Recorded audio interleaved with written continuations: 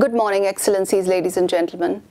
I'm delighted to be able to join you virtually today at this meeting, which is both timely as well as important, because 2018 is a year when we hope to turn the corner in relation to non-communicable diseases.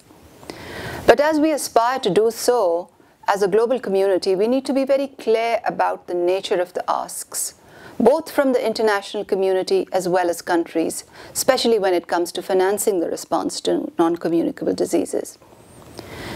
Today, as you conclude this seminal meeting, I would like to outline 3 points for your consideration. First, we must recognize that planning to address non-communicable diseases has to be part of long-term domestic social sector planning and revenue allocation. And we need to appreciate that this entails changes not just in the health sector, but also outside of it. In the health sector, the approach to NCDs does not have to be a vertical solution, because there are many opportunities to negotiate policy space for NCDs within initiatives underway, as well as others that are planned.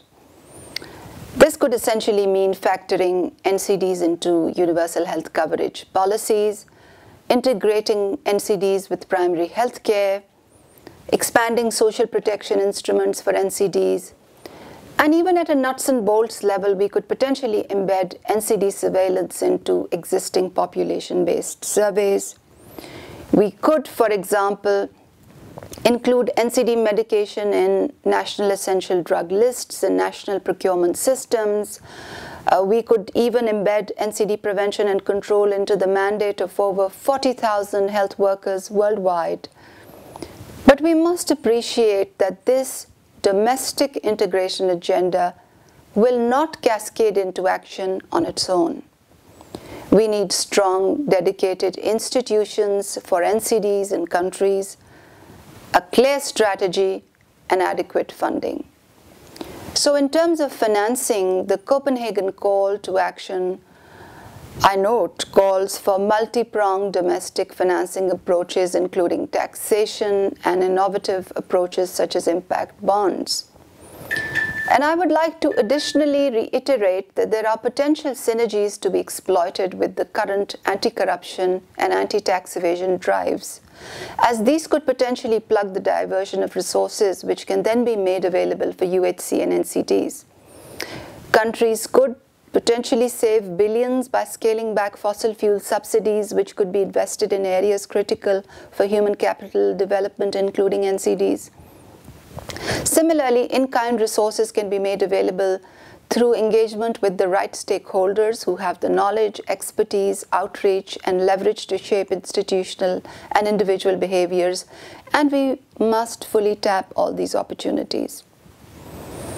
In terms of my second point, I would like to emphasize that the NCD agenda also means governments have to think long-term. They have to unbundle the term of multi-sectoral action to understand how this factors into domestic policy and implementation. And this creates imperatives for new instruments to forge convergence within government, incentives for collaborative division of labor, metrics for whole-of-government performance assessment.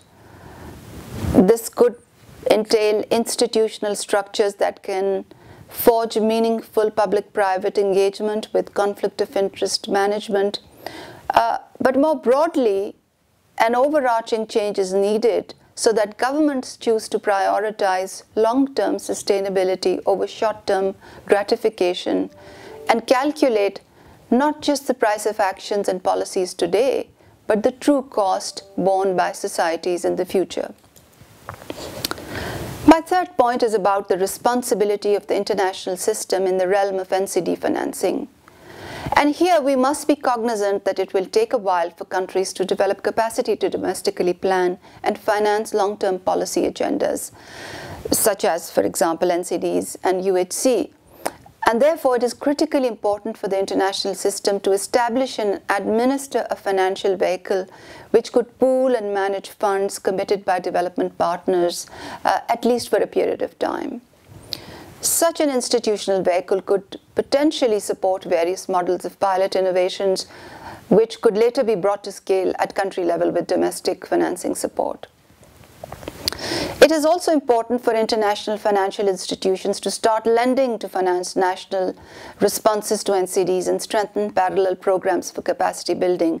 And here there are important lessons to be learned from the recent loans given to Argentina and Trinidad and Tobago. Most importantly, the international system should appreciate that human capital development entails not just making investments in early years, but also tackling NCDs, which are the leading cause of lost productivity amongst many other things. Excellencies, ladies and gentlemen, we have witnessed decades of inaction. Never before in the history of public health has there been such a gap between knowledge and action. And now it is time to bridge that gap.